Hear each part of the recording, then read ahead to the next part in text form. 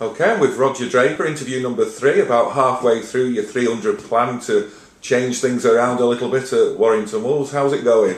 Yeah, I mean we're very much on track. There's a lot of things going on behind the scenes. We've got the brand refresh out of the way. We're now full on with the new membership scheme, which we're looking at launching in early September, on Monday the 7th of September, and then we're going to do a big members day on the 3rd of October on the Saturday. So membership's going to be a big focus of our work. We've got the new website coming online in the next couple of months as well. Some changes around the stadium, some new bars going in the northeast and southeast quadrant. Plans to sort of have a new retail store to replace Wolfware, add another 1,000 square foot of space there. So there's a lot going on behind the scenes, and obviously, in terms of the performance, we've been making a few signings as well, and a big announcement this last week with the signing of Chris Sando. So there's a lot in play at the moment, but we're very much on track.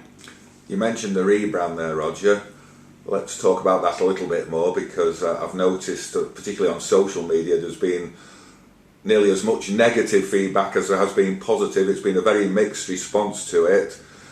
What are your thoughts on the negative feedback from the fans who aren't happy with the way the badge has changed? Well, you're always going to get that. When you do any brand refresh, you always get the sort of initial, there's a bit of a positive, then there's a big negative, and then people actually sort of pick up again and actually say, oh, I actually quite like it after all. But the brand refresh is obviously much bigger than just the logo. And I know the logo, I mean, for me, the big positive with the logo was bringing the wire back in, because that's what the fans were saying, at the end of the day, were Warrington Wolves, but the wire. So I think bringing the wire back in was a positive move. Obviously, we've had a load of different comments on, I like the new modern brand too, it looks like a badger too, all sorts of different things. But, that's just one part of the brand refresh.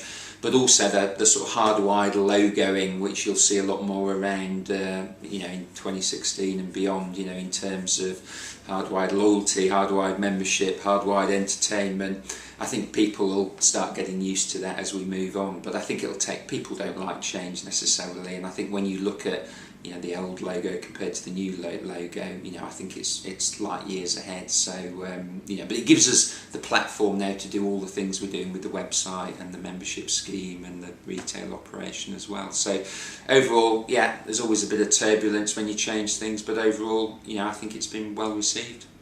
What was the reason for doing the rebranding sort of part way through a season rather than at the start of a new season? Well, there's never any sort of good opportunity to do a rebrand, but there are a number of reasons. One is the timelines with the kit, because we have an Australian kit supplier in ISC, so to actually give them the lead time to have the new logos and the new branding on the kit was important. Also, we were launching a new membership scheme in September, so we didn't want all the old branding on the membership scheme and the communication and the website. So we took the view of, let's get it out there, and then as we go along the months and the years ahead, we can gradually refresh things, whether it's the signage around the stadium, we've already done the signage around the town, the letterheads, the business cards, all the other things. But it was primarily the fact that we were launching a number of things in the autumn, so we took the view, well, let's get on with it, rather than have the old brand on all the new membership stuff and the new kit. I was looking outside the ground yesterday and I noticed all the big old logos still there, and there's quite a lot of them. It must be quite a costly exercise to replace them all. Yeah, I mean, it's not too bad. We've got good sort of suppliers and sort of contra deals and so on, so we've got a good relationship with the people. So I mean, the actual stadium brand refresh is going to start taking place over the coming days as well, so we're doing it in a sort of phased approach.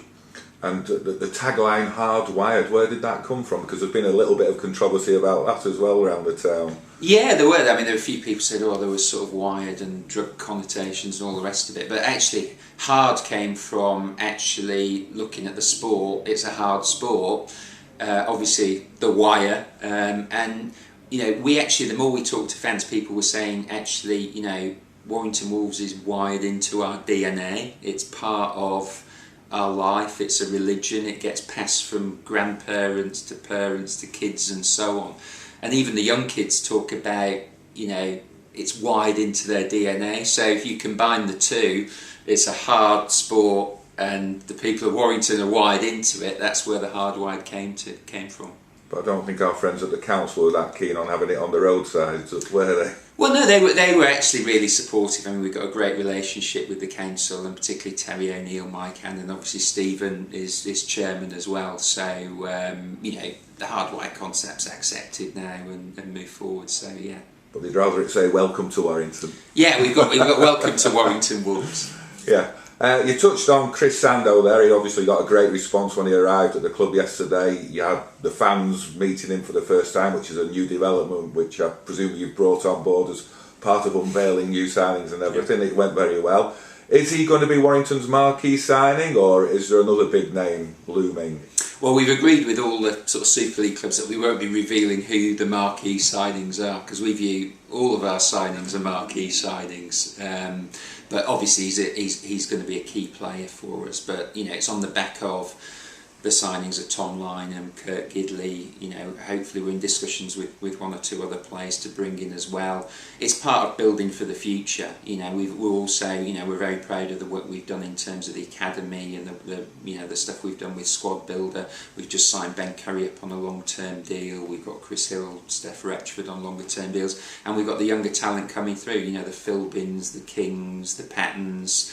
The Sam Wiles, who's been outstanding in recent weeks. So, you know, I think, you know, we're in a good place. It's obviously a bit of a transition year this year, but, you know, at the end of the day, I've always said this, you know, if you've got the best talent, you've got more chance of, getting silverware and on-field success, but you've also got more chance of actually getting more people engaged in the sport. And you saw from Chris's press conference yesterday, people were engaged, people were talking about rugby league, they were talking about Warrington Wolves, and hopefully that translates into new membership schemes, season ticket sales, media coverage, sponsors and so on. So it's a bit of a sort of virtual circle that what we're trying to implement here. Talking of silverware, you must be very disappointed that for the third year on the bounce, Warrington went out of the Challenge Cup at the semi-final stage, particularly when they were such hot favourites to get to Wembley again. Yeah, I mean, that's sport. I mean, it was really disappointing. You know, as a fan, it's disappointing, and particularly after the good sort of form we've had recently. You know, we played fantastically well against Wigan. We were unlucky against St Helens, played well. We probably had our best half of rugby league all season in the first half against Castleford. So, you know, we went into that game with high expectations, and you know, we just didn't perform. So, you know, that happens in sport, and all credit to Hull KR who you know, put in a workmanlike performance and did the business. So yeah, it's disappointing, but as I say, it's one of those things, and we kick on and look forward to the Super 8s and you know, trying to get that fourth spot, which is going to be tough. I was going to say, we're now going to the Super 8s. It's a new concept in the game. It's a new experience for everyone. Realistically, what do you think Warrington's chances are of getting into the four and making the grand final again? Well, it's going to be very tough because you've got sort of Leeds, Saints, Wigan, who've got a big points margin, and you know, when I look back on this season, you know, you think of some of the games that we've let slip. You know, the Hull game here, the Saints game at Magic Weekend.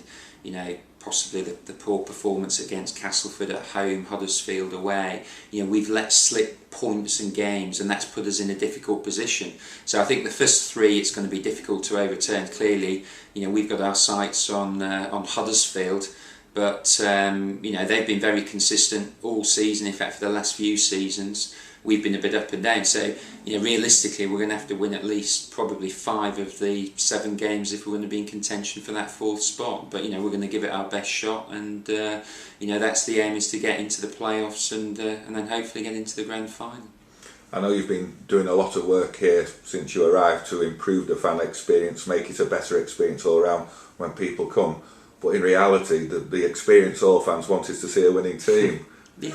Yeah, it's about the product on the pitch at the end of the day. You know, everything in sport is based, if you want to be the best, you've got to do 2 things really well. You've got to have on-field performances and success, and you've got to have a good fan experience, and one on its own doesn't work. So the idea is you get the 2 combining, and that's what we're working on, to keep the 2 connected. And if you get the 2 connected, then we'll be in a really good place.